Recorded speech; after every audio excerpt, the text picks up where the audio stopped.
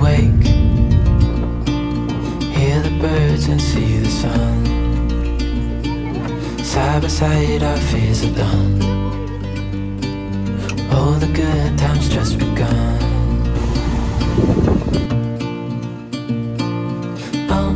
We know what we have, let's hold on tight. Found what we're looking for in life.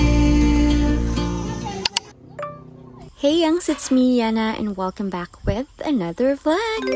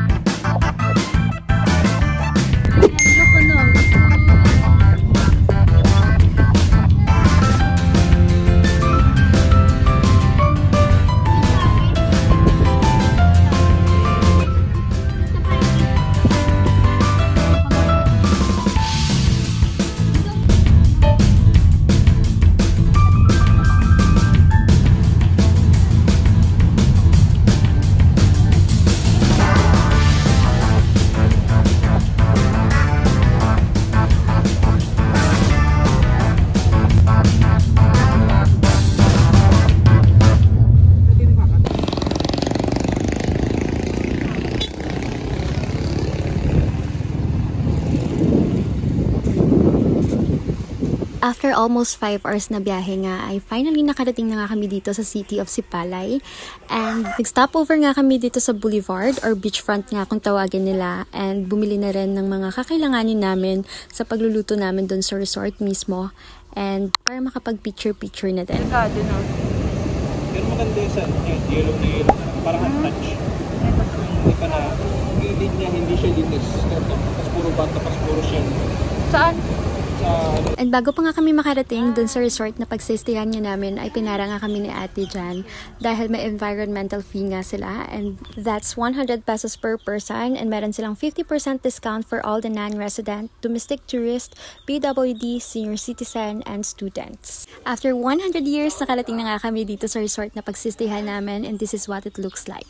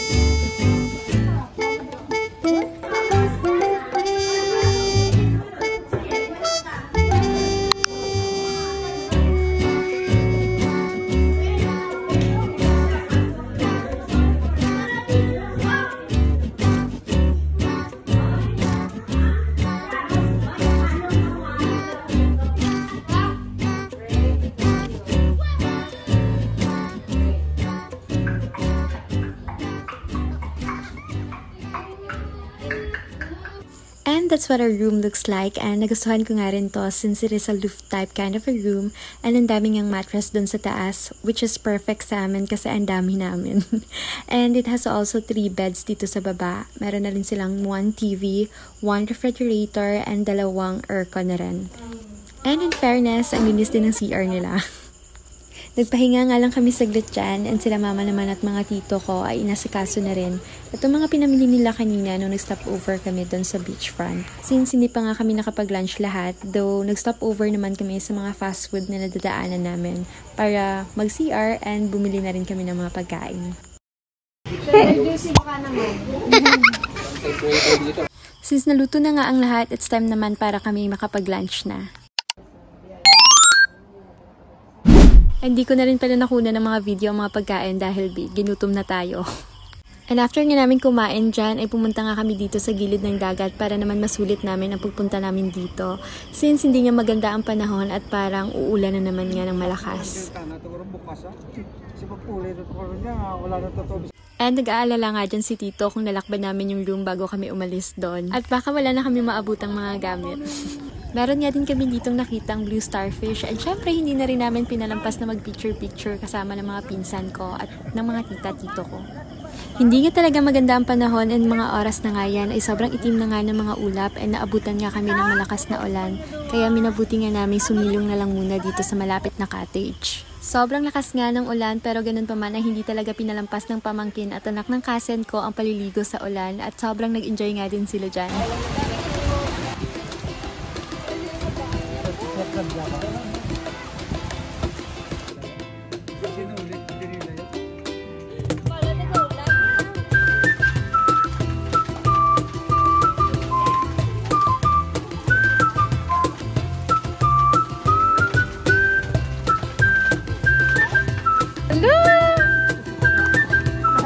Sarap po, ligo tayo pong!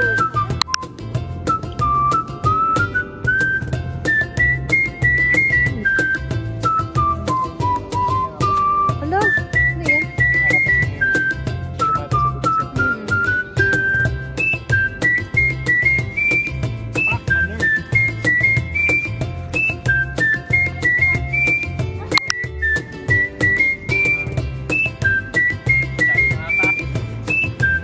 Tinitingnan tayo ng babae.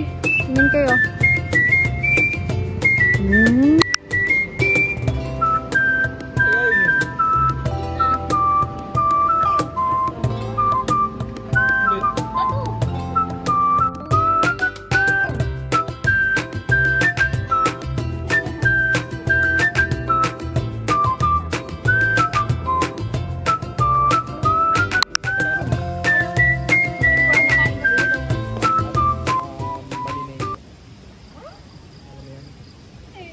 Sample nga. Etneg. Bente. Hindi, Jimon mo naman. Mayorme yun eh. Yung kaya. Hindi. Ano lang, para siyang ano? Shadow. Parang shadow ka na lang. Pero nakikita medyo.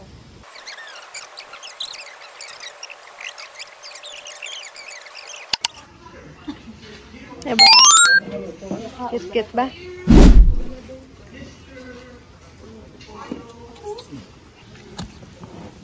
Wala na naman.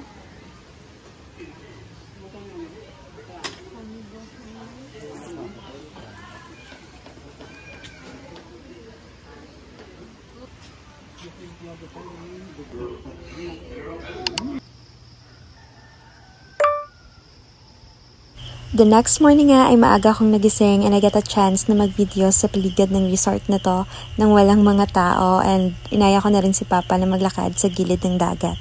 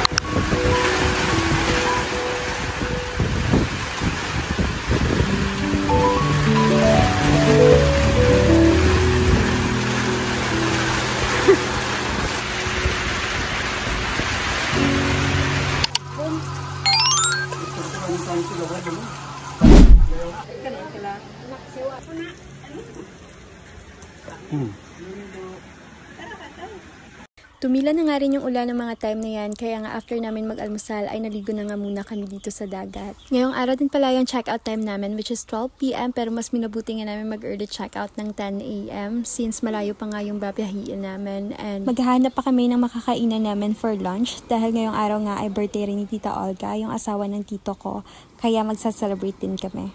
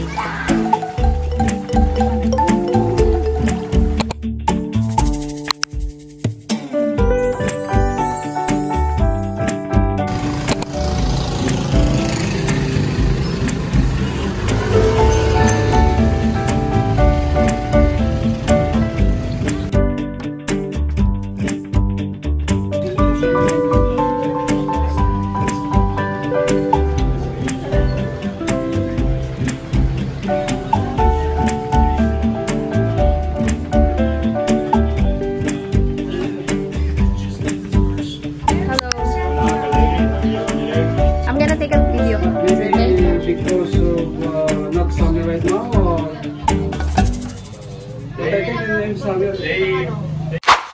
So after nga nila tita makabili ng souvenir, ay dito nga namin napiling kumain sa Jonas Seafood and Restaurant dito sa Bukana, Ilog. And ang ganda nga rin ng place na to dahil napapalibutan nga ito ng mga mangroves. Ito nga ay floating restaurant sa gitna ng ilog, na konektado sa dagat, and meron ding punong sa gilid. And dito na nga lang nila kinukuha yung mga seafoods na tinitinda nila sa restaurant na to. And pati na nga yung talaba ay sigurado kang fresh dahil binababad nga nila ito sa ilog na konektado nga rin sa dagat para mapanatili itong fresh at buhay.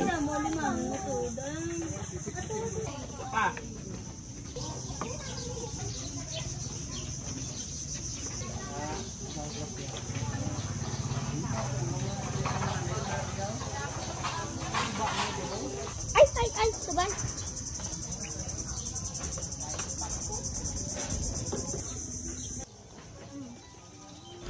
Nag-order na nga din sila ni Tito ng pagkain dyan. Syempre, libre ng Tito. At kinantahan nga lang namin ng happy birthday si Tita Olga dyan.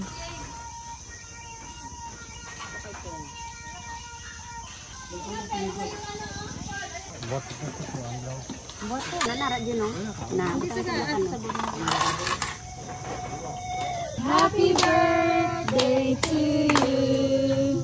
Happy birthday to you. Happy birthday to you. Happy birthday. Happy birthday to you. And finally, time na nga para umuwi ng bahay, and kinabukasan nga ay nilutuan lang sila ng tito at ng mama ng pagkain na miss nga ng tito ko. Pinuntahan nga din nila ang ilog na tung time na yan ay sobrang brown nga dahil kakatapos lang ng baha and malakas na ulan. After nyan ay sinamahan lang din namin sila para bumili ng Bacolod Delicacy Foods para pampasalubong nga sa family and friends nila doon sa Bulacan. And pumasok na nga lang kami dito sa Landers dahil binilhan nga nila ng pasalubong ang kanyang alagang aso. At hindi ko na nga rin alam kung ano nga bang pinagtatawanan namin dyan.